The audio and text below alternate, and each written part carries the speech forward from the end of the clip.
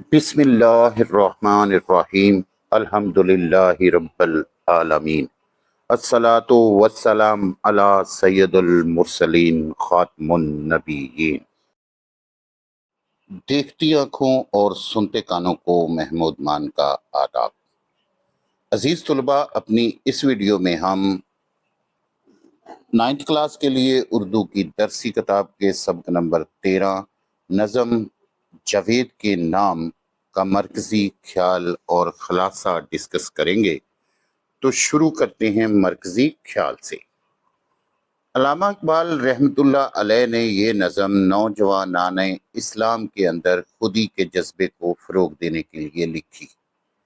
علامہ اقبال رحمۃ اللہ علیہ اس نظم کے ذریعے نوجوانوں کو اس بات کا احساس دلاتے ہیں کہ اگر تم دنیا پر حکمرانی کرنا چاہتے ہو تو اغیار کی پیروی چھوڑ کر خود پر بھروسہ کرو، خود فروشی چھوڑ کر خودداری اپناؤ، اسی سے تم کو عظمت اور شہرت ملے گی۔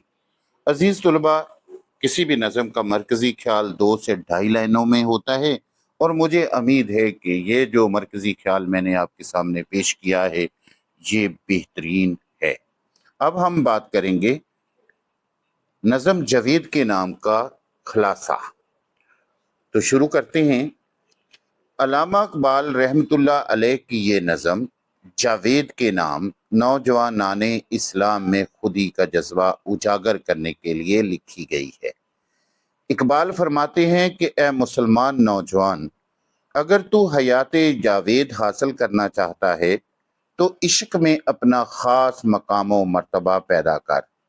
اگر تو ایسا کرنے میں کامیاب ہو گیا تو دنیا میں انقلاب برپا کر دے گا۔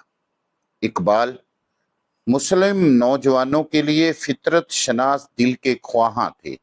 وہ اہل مغرب کی تہذیب اور معاشرت اختیار کرنے اور ان کے افکار و خیالات کو قبول کرنے کے سخت خلاف تھے۔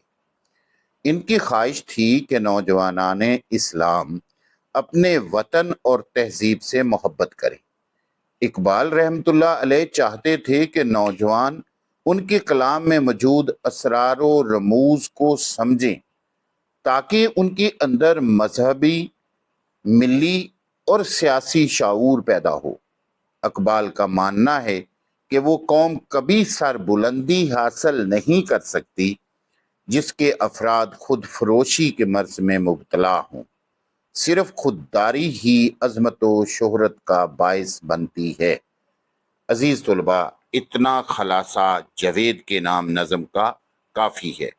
امید کرتا ہوں کہ مرکزی خیال اور خلاصہ لکھنے میں آپ لوگ غفلت نہیں کریں گے اور جو تحریر آپ کے سامنے پیش کی گئی ہے اس کو اچھی طرح سے ذہن نشین کر لیں گے، اپنے پاس نوٹ کر لیں گے، تاکہ بورڈ کے سالانہ ایگزام میں اگر اردو کے پرچے میں نظم جاوید کے نام کا مرکزی خیال یا خلاصہ پوچھا جاتا ہے اور یہ پورے 5 نمبر کا ہوتا ہے تو آپ 5 میں سے 5 نمبر بہترین طریقے سے حاصل کر سکتے ہیں۔